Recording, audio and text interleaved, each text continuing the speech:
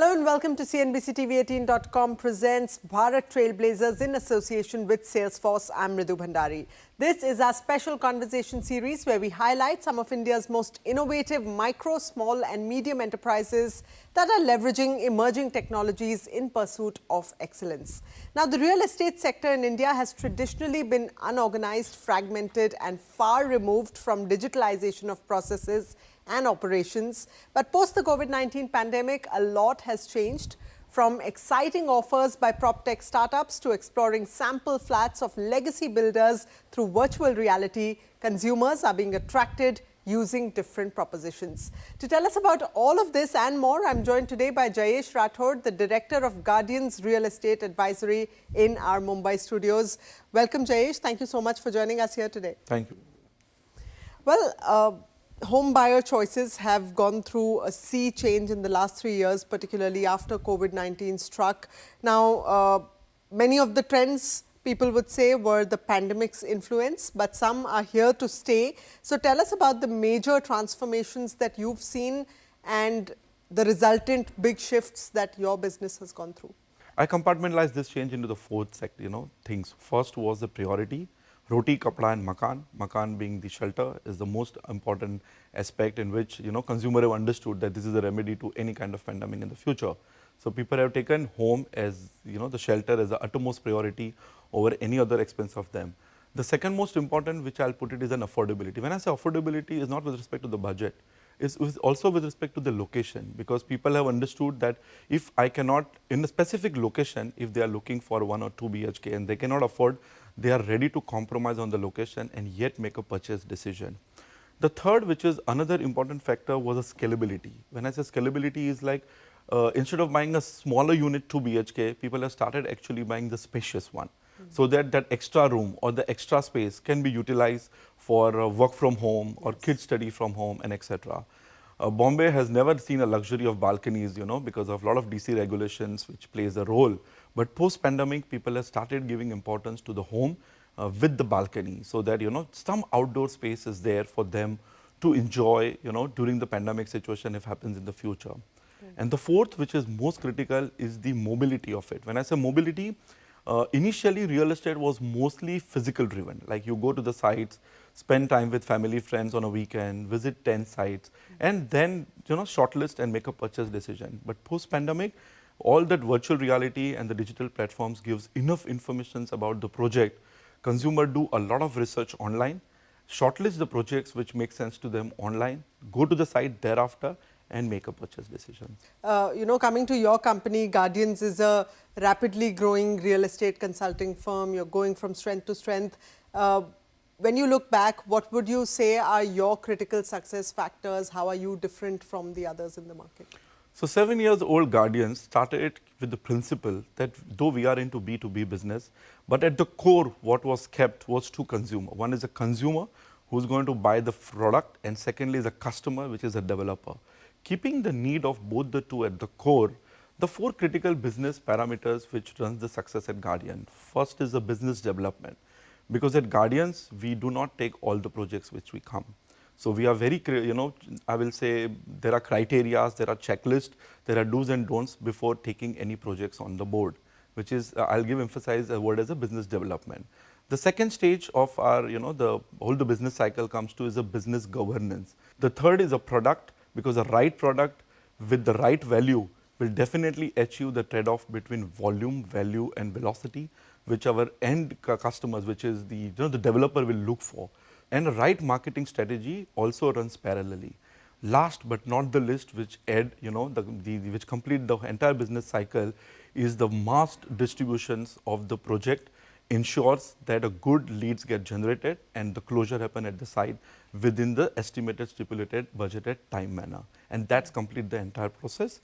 Having said that, the most critical aspect of this 4 business process, which I said, is the 4 business partner. So all, we are 4 partners in our organization, and each is expert and experienced in these 4 domains which I told you, and which is backed up with technology and the data-centric approach for the same. Right. Talking about technology, we are in the digital age. There is an increasing use of online platforms, even as far as property search and transactions are concerned. So real estate consulting firms also have to today use digital tools and go on the digitalization journey. Where is Guardians on the digitalization journey? How do you remain competitive? And what are some of the big business objectives that technology is helping you meet? Let me take a help of a customer flow to answer these questions, because at the end, real estate is also not different, than any other high purchase product. But digital marketing cannot be avoided in the market where the 50% of the consumer, the population is on smartphone. Let's see how the consumer flow, as far as and accordingly only that 4 objectives or 5 objectives which we follow at Guardians. The first one is the easiness of having, or the convenience of having the information. So yes, convenience of having any digital platforms or any information is must as far as adopting any online platforms are concerned. The second and the most important is the responsiveness, because once the consumer is informed, he wants that, okay, somebody should respond to me on a time. So the responsiveness comes in as the second most critical objective of any digital online platform which we use. The third is also equally important, that, okay, you go to so many various platforms, but the consistency of the data should be there, that all the websites should talk about 1 BHK of the same carpet area and of the same value. So yes, the another third objective would be consistency of the data. Now the fourth one, which is very critical, that when a consumer make any inquiry online platform, he or she is going to leave a mobile number or an email address. He believes that his data has been secured, not been misused, not being given in an ethical manner to any other industry, so that for the cross-functional functions. Hence, the fourth most critical objective is the data security and the transparency. And the last, which is equally important, that when any consumer goes online and look at and give the data or interact with salespeople or ask for any 1 or 2 BHK, its good demographic has been already been captured online platform. So he believes that when I go to any site, have the personalized discussions with me, because half of you already know what I'm looking for. So yes, these are the broader 5 objectives which we follow for marketing real estate projects online platforms. Right. And when it comes to embracing technology at the back end, what are some of the key business areas that technology has really transformed for you? Can you share some examples in terms of operational efficiency or whatever else happens at the back end? Now, any such technical implementation happen in any organization, and so do in real estate. The first one is the single point of entry of the data, because once entered, your name, number and mobile is given, nobody should ask you once again. That has been already captured in the system. So the single source of information. The second, which is equally important, is the seamless flow of information from one department to the other and thereafter. For an example, you make an inquiry online, the pre-sales executive will ask you, will know your details, will capture your requirement on the system. The same flows to the salespeople at the site. They already know your name, your requirement, etc., so that they will start the discussion thereafter. The reminders, the follow-up calls, etc., also been done through the systems only. And once you do the booking, the entire details of yours, along with your demographic, KYC, etc., with the booking detail, get transformed to the booking department, which is a CRM, for raising the required bills to it. So that seamless, the flow of information from one department to the other. Now it doesn't stop there. The third one, which is equally important to address, is the business performance. Like every department, every individual, which are the part of this entire executions, have their own dashboard to look their own performance and take the corrective measure in a real-time basis. And the fourth, which is equally important, is the business intelligence. No data, unless it has been given an intelligent, the trend or the certain specific pattern of which consumers are making more inquiry or booking or a revisit, which demographic is actually showing interest in purchasing this decision. Such business intelligence only possible when we execute such the mammoth implementation by the product like SFDC, which we are using at our organization to achieve these 4 things which I just said. Right. Okay. So you spoke a little bit about data silos and breaking those and having seamless flow of information, which is great. But I also want to know a little bit about your sales cycle and how that has changed using technology. How are you enabling your agents with digital tools?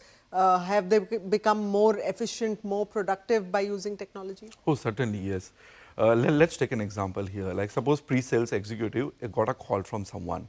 Now, the volume of the call is so high that they miss certain calls. This I'm giving you more example rather than going in the flow. Now, a system-generated auto dialer will ensure that a missed call is also given a callback through the system, and it ensures that if 100 or 120 call has been required to be attended by a specific pre-sales, system-generated calls ensure that not a single call is missed.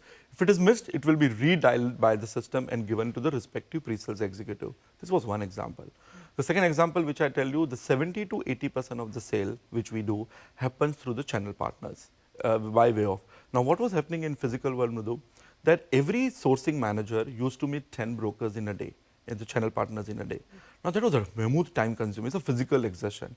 What we understood that there is a need of using any technical platform whereby all the channel partner has been registered on board in the system, and on a click of a button, they can actually ensure that a specific project which is going to launch with the RERA registered will be get informed to the broker, and the interested brokers will revert back to you that yes, I am definitely looking to work for this project.